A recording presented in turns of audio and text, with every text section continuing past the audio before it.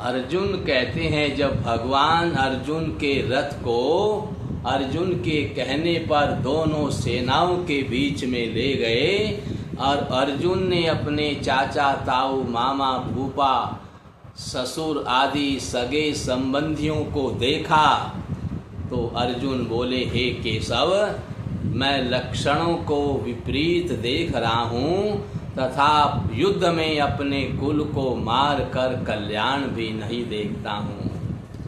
अगर मुझे इनको मार करके स्वर्ग का सिंहासन भी मिल जाए तो मुझे सुख कहाँ मिलेगा, क्योंकि मेरी बड़ाई करने वाले, मेरी प्रशंसा करने वाले मेरे सगे संबंधी रिश्तेदार आदि तो हैं। मैं राजा बना बैठा रहूँगा, रिश्तेदार, सगा संबंधी, प्रियजन कोई होगा ही नहीं, तो फिर मैं उस गद्दी पर बैठ कर के करूँगा क्या। इसलिए अपने इन प्रियजनों को मार करके मुझे स्वर्ग का सिंहासन भी मिल जाए तो भी मैं अच्छा नहीं समझता। हे कृष्ण, मैं विजय नहीं चाहता और राज्य तथा सुखों को भी नहीं चाहता।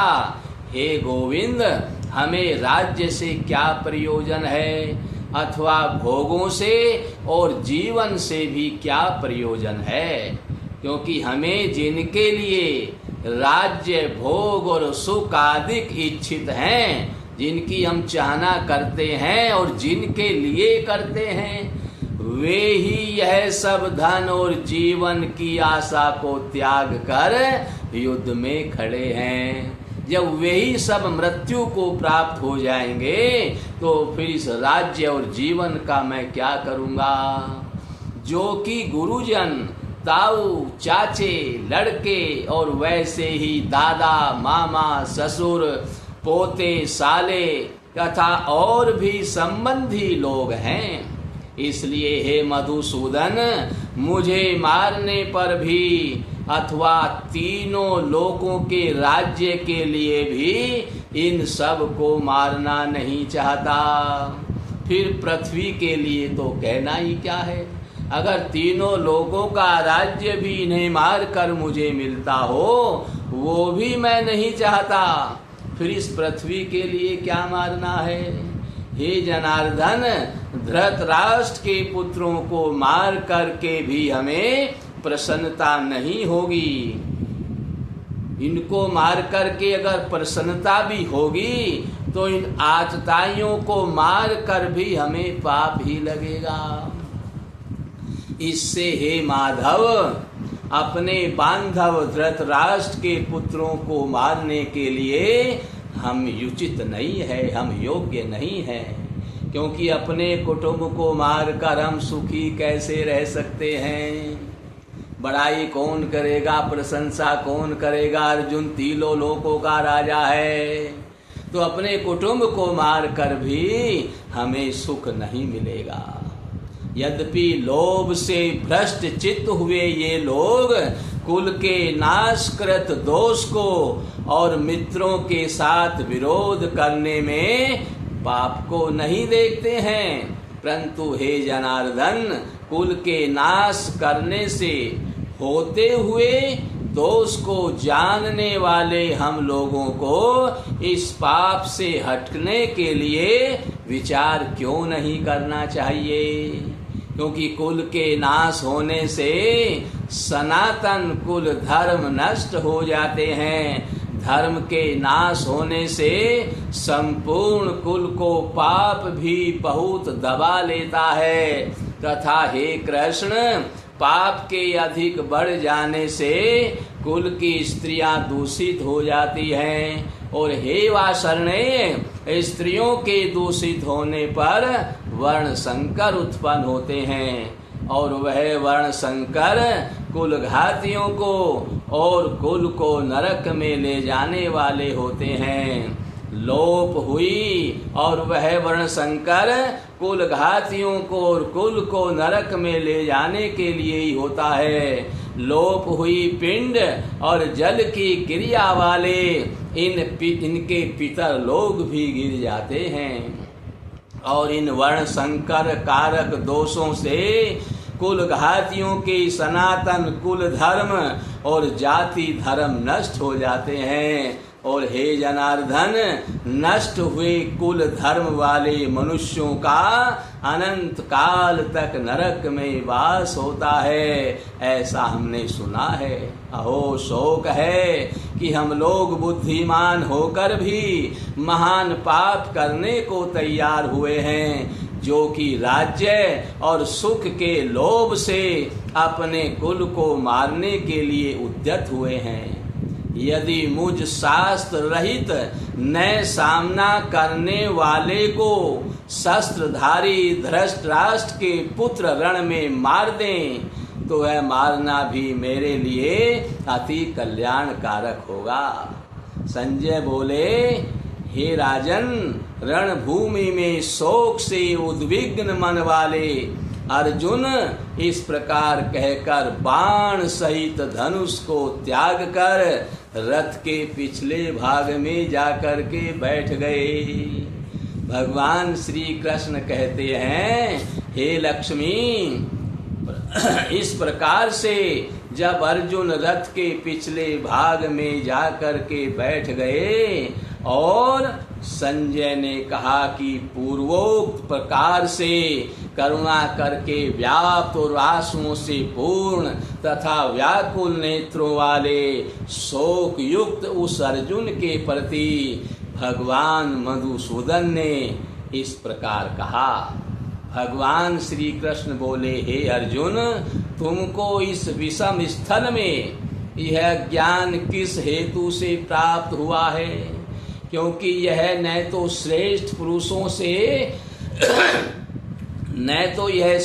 पुरुषों से आचरण किया गया है और न यह स्वर्ग को देने वाला है और न ही यह कीर्ति को देने वाला है। इस प्रकार से आप अपने मार्ग से हट जाएंगे, क्षत्रिय वीर होते हुए शत्रु के सामने से हट जाएंगे तो नरक में जाओगे और चारों ओर आपका अपयश फैल जाएगा कि युद्ध से भयभीत होकर अर्जुन ने हथियार त्याग दिया, युद्ध नहीं किया, तो इससे आपकी कीर्ति को भी हानि पहुंचेगी। इसलिए हे अर्जुन, नपुंसकता को त्याग कर दो, नपुंसकता को प्राप्त मत हो, यह तुम्हारे लिए योग्य नहीं है। हे परम तप, तुझ हृदय की दुर्बलता को त्याग कर युद्ध के लिए खड़ा हो। तब अर्जुन बोले, हे मधुसूदन, मैं रणभूमि में भीष्म पितामह और द्रोणाचार्य के प्रति किस प्रकार बाणों से युद्ध करूंगा? जिनके मैंने चरण छुए हैं, जिनके मैंने आदेश का पालन किया है, जिनके सामने मैं सिर झुका करके खड़ा रहा और जिनकी आज्ञा का कभी उल्लंघन नहीं किया, उनके ऊपर बाणों से युद्ध कैसे करूंगा? क्योंकि हे मधुसूदन, वे दोनों ही मेरे पूजनीय हैं। इसलिए इन महानुभाव गुरुजनों को नए मारकर इस लोक में भिक्षा का अन्न भी भोगना कल्याणकारक समझता हूँ।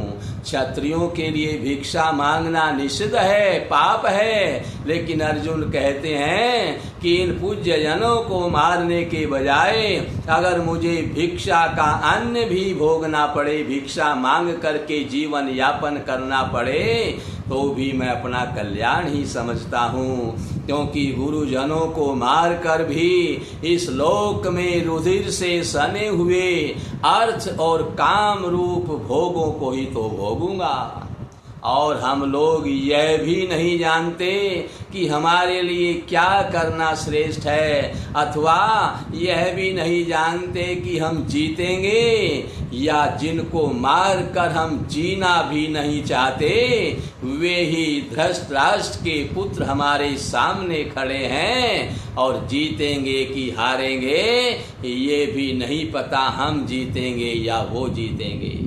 इसलिए कायरता रूप दोष करके उपहत हुए स्वभाव वाला और धर्म के विषय में मोहित चित्त हुआ मैं आपसे पूछता हूँ, जो कुछ निश्चय किया हुआ कल्याणकारक साधन हो वह मेरे लिए कहिए, क्योंकि मैं आपका शिष्य हूँ, इसलिए आपके शरण हुए मुझको शिक्षा दीजिए। क्योंकि भूमि में निष्कंटक धन धान्य संपन्न राज्य को और देवताओं के स्वामी बने को प्राप्त होकर भी मैं उस उपाय को नहीं देखता हूँ जो कि मेरी इंद्रियों के सुखाने वाले शोक को दूर कर सके। संजय बोले, हे राजन, निद्रा को जीतने वाले अर्जुन अंतर्यामी श्री कृष्ण महाराज के प्रति इस प्रकार कहकर फिर श्री गोविंद भगवान से युद्ध नहीं करूंगा ऐसे स्पष्ट कह करके चुप हो गए। उसके उपरांत हे भरतवंशी धृतराष्ट्र, अंतर्यामी श्री कृष्ण महाराज ने दोनों सेनाओं के बीच में उस शोक युक्त अर्जुन को हंसते हुए यह वचन कहे। भगवान श्री कृष्ण ने कहा, हे अर्जुन, तू नए शोक करने योग के लिए शोक करता है, तू नए शोक करने योग्यों के लिए शोक करता है, जिसके लिए क्षत्रिय को शोक नहीं करना चाहिए। युद्ध में मैं मरूंगा या मेरा शत्रु मरूंगा, ऐसा शोक तो वीर पुरुष को करना ही नहीं चाहिए। पर जो शोक करने योग्य नहीं है उसके लिए तू शोक करता है और पंडितों के से वचन भी कहता है। परंतु पंडित जन जिनके प्राण चले गए हैं उनके लिए और जिनके प्राण नहीं गए हैं उनके लिए भी शोक नहीं करते हैं, क्योंकि आत्मा नित्य है, इसलिए शोक करना अयुक्त है। वास्तव में न तो ऐसा ही है कि मैं किसी काल में नहीं था, अथवा तू नहीं था, अथवा ये राजा लोग नहीं थे, और न ऐसा ही है कि इससे आगे हम सब नहीं रहेंगे, ऐसा भी नहीं है। हम आज भी हैं, कल भी रहेंगे, लेकिन ये तू नहीं जानता, मैं जानता हूँ। किंतु जैसे जीवात्मा की इस देह में कुमार, युवा और वृद्धावस्था होती है, वैसे ही अन्य शरीर की प्राप्ति होती है। उस विषय में धीर पुरुष मोहित नहीं होता। अर्थात जैसे कुमार, युवा और जरावस्था, स्थूल शरीर का विकार अज्ञानता से आत्मा में भासता है, वैसे ही इस शरीर से दूसरे शरीर को प्राप्त होना रूप सूक्ष्म शरीर का विकार भी अज्ञानता से ही आत्मा में भासता है। इसलिए तत्व को जानने वाला धीर पुरुष इस विषय में मोहित नहीं होता है। हर योनि में जवानी, बुढ़ापा और बाल्यावस्था आती है, और आज इस योनि में है, फिर दूसरी योनि में जैसे जैसे कर्म करेंगे, कर्म के अनुसार योनि मिलती जाएंगी, पर हमारा कभी नाश नहीं होता। हे अर्जुन, हे कुंती पुत्र, सर्दी, गर्मी और सुख दुख को देने वाले इंद्रिय और विषयों के संयोग तो क्षण भंगुर और अनित्य हैं। इसलिए भरतवंशी अर्जुन, उनको तू सहन कर, क्योंकि हे पुरुष श्रेष्ठ, दुख सुख को समान समझने वाले जिस धीर पुरुष को ये इंद्रियों के विषय व्याकुल नहीं करते, व्याकुल नहीं कर सकते हैं, वो अर्थात जिनका मन अविषय और यह आत्मा विकार रहित अर्थात नए बदलने वाला कहा गया है, इससे अर्जुन इस आत्मा को ऐसा जानकर तू शोक करने योग्य नहीं है, अर्थात तुझे शोक करना उचित नहीं है, क्योंकि यह आत्मा हमेशा निर्विकार है, निर्विकल्प है, इसका कभी नाश नहीं होता। इसलिए अर्जुन, इंद्रियों के विषय व्याकुल जिनको नहीं कर सकते, ऐसा धीर पुरुष वह मोक्ष के लिए योग्य होता है। और हे अर्जुन, असत वस्तु का तो अस्तित्व नहीं है और सत का अभाव नहीं है। इस प्रकार इन दोनों का ही तत्वज्ञानी पुरुषों द्वारा देखा गया है। इस न्याय के अनुसार नाश रहित तो उसको जान कि जिससे यह संपूर्ण जगत व्याप्त है। क्योंकि इस अविनाशी का विनाश करने को कोई भी समर्थ नहीं है। और इस नाश रहित अप्रमेय नित्य स्वरूप जीवात्मा के सब शरीर नाशवान कहे गए हैं। इसलिए भरतवंशी अर्जुन तो युद्ध कर, क्योंकि जो ये आत्मा है ये नाश रहित है, इसका नाश करने वाला आज तक कोई नहीं हुआ। ये आत्मा अजर अमर अविनाशी है, नाश तो केवल शरीरों का होता है। इसलिए अर्जुन तू इस शरीर अपने या अपने प्रियजनों के शरीर की चिंता मत कर, ये तो एक दिन जाने ही वाले हैं। लेकिन धर्म के लिए युद्ध करना तेरा कर्तव्य है, इसलिए तू युद्ध कर। इस प्रकार से भगवान ने अर्जुन को समझाया और आगे की गीता आपको कल श्रवण कराई जाएगी। आज इसका अध्ययन करें, कल आगे की कथा श्रवण करें। बोलो गीता महारानी की जय।